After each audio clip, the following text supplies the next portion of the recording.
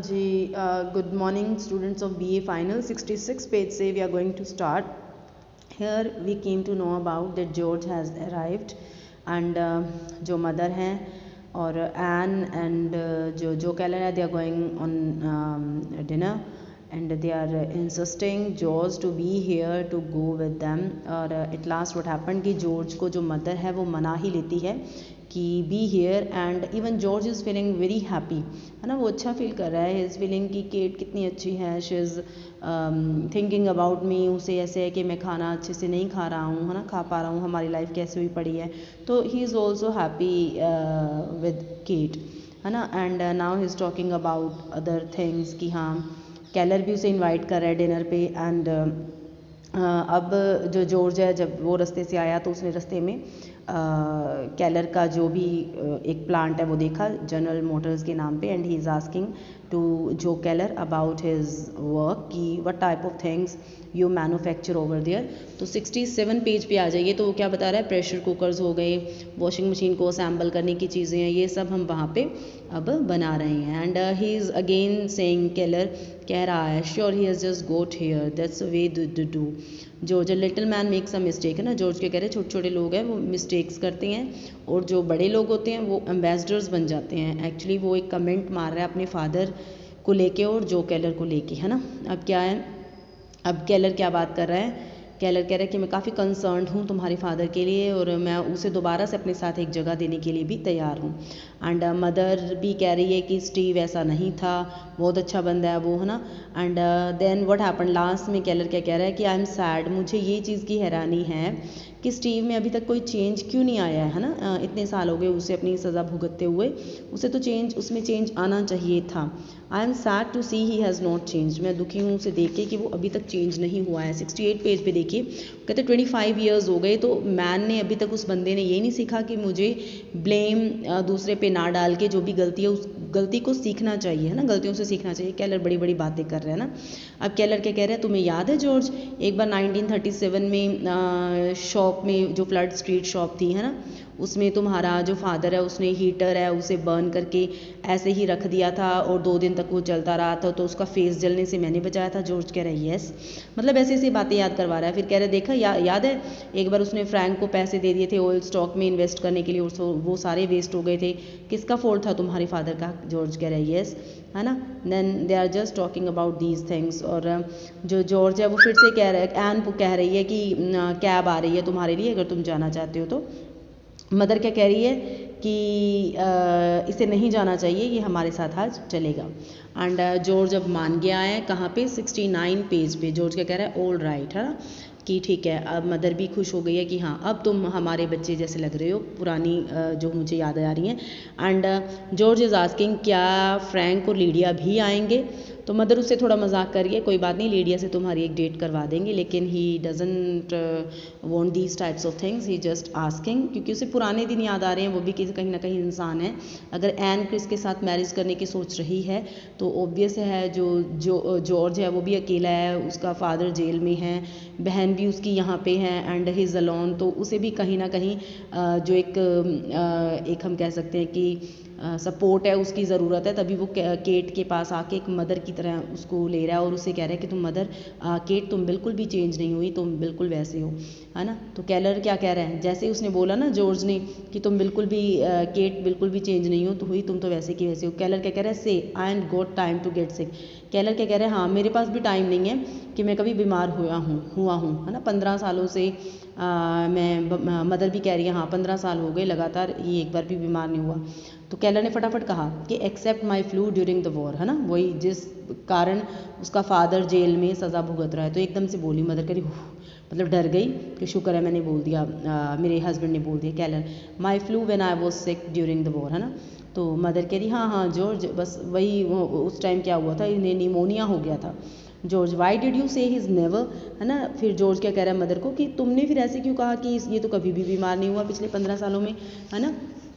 70th page पे देखो, कैलर कह रहा है वो बस एक ही बार हुआ था और वो भूल गई, है ना। जॉर्ज कह रहा है ये कैसे भूल सकती है जब तुम्हारा पार्टनर है वो इतनी बड़ी सज़ा भुगत रहा है और वो इतनी बड़ी बात थी जिसके कारण 24 पायलट्स हैं उनकी डेथ हो गई, और तुम वो वाला निमोनिया कैसे भूल सकते हो। जॉर्ज बहुत हैरान है कि उसी टाइम पे वो जो सिलेंडर्स थे जिनमें क्रैक्स थे उनको पैच करके भेजा गया, और वो वाले दिन की बीमारी तुम कैसे भूल सकते हो, है ना। फ्रैंक केट को समझा रहा है, mother Frank did you see George, है ना, all these things are going on. तो मदर कहती है you would be interested in this George, it's a wonderful the way you can understand, है ना। जो मदर ने लैरी के लिए होरोस्कोप बनाने के लिए दिया है, तो वो होरोस्कोप की बातें कर रही है। मदर कह रही है ही फिनिश्ड लैरीज होरोस्कोप, मदर कह रही है कि लैरी का भी होरोस्कोप कंप्लीट हो गया है और ये बहुत अच्छा टाइम है। क्रिस क्या कह रहा है, stop filling her head with that junk. जो भी फ्रैंक बातें कर रहा है स्टार्स के बारे में, क्योंकि वो ये बार बार बता रहा है कि लैरी जिंदा है, एंड मदर भी इसी कारण क्रिस की शादी एन से नहीं होने दे रही है। तो क्रिस बोल रहा है कि ये जंक है ना, ये बेकार चीज़ें हैं, ये मेरी मदर के दिमाग में भरनी बंद कर दो। और मदर क्या कहती है कि ये पॉसिबल क्यों नहीं है, है ना, मतलब हो ही सकता है, क्योंकि मदर को तो विश्वास करना उसका इमोशनली वो अटैच है लैरी से, तो वो विश्वास करने के लिए रेडी है। पर क्रिस क्या कह रहा है, ये सब क्या है, इंसैनिटी है, ये क्या है, इंसेन होता है, जैसे हम कहते हैं ना पागल बंदा, है ना, ये इंसेन बातें हैं। तो अब 71 पेज पे आ जाइए। वो कहता है, फ्रैंक कहता है देखो जो नवंबर 25 डे था ना, वो तो उसका फेवरेबल डे था। तो फेवरेबल डे पे तो अकॉर्डिंग टू स्टार्स, अगर तुम स्टार्स को पढ़ो किसी बंदे के तो पता चलता है, तो उस दिन उसके साथ कुछ भी गलत नहीं हो सकता, तो वो कैसे मर सकता है इस दिन, है ना। फ्रैंक अपनी बातों को समझाने में लगा हुआ है, मदर भी इसी चीज़ों को मानने में लगी हुई है, लेकिन जॉर्ज को उसी बात की हैरानी हो रही है कि मतलब ऐसे कैसे कह दिया कि वो बीमार नहीं था, है ना। Chris nobody can tell her to go, है ना। मदर को गुस्सा है कि एन को भी साथ में ही जाना चाहिए जॉर्ज के, और क्रिस बोल रहा है कि किसने कहा कि एन का बैग पैक करना है, एन कहीं नहीं जा रही है ना।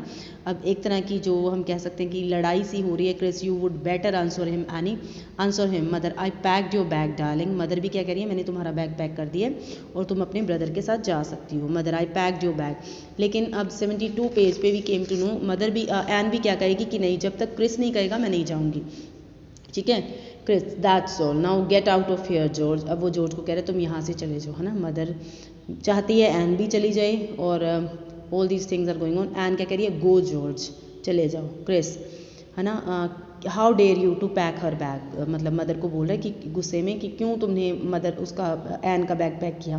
तो मदर क्या कह रही है, शी इज़ लैरीज गर्ल, उसकी मैरिज लैरी से होनी है। कैलर क्या कह रहा है, यू लॉस्ट योर माइंड, है ना, तुम सब अपना दिमाग ख़त्म कर चुके हो, मतलब why you people are making dispute, है ना, कोई भी बात नहीं है, बिना मतलब के लड़ रही हो। 73 पेज पे आ जाओ।